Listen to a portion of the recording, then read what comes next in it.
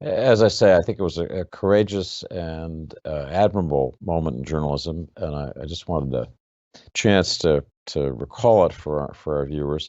Looking ahead, Brett, you write that the heartbeat of our republic is the electoral process, in which the people declare their choice for president freely and fairly. There are a lot of people who are worried, well, I think on both sides, about uh, our next presidential election and the voting process. There are attempts to legislate some new federal measures that are hung up in Congress. But I'm curious about whether you worry that this fundamental American right, our right to vote and choose who will govern us, is under threat now in a way that I can't remember in my lifetime. Does that concern you? Well, of course, and covering it is a big part of being able to look at each state and what they're doing.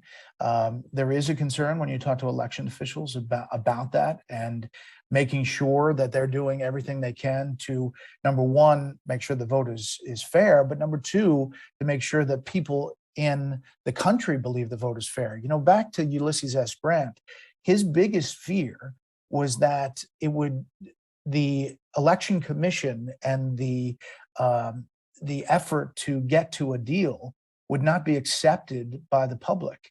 It would not be legitimate, and that's why he felt like he had to step back and be as neutral as he possibly could in this process.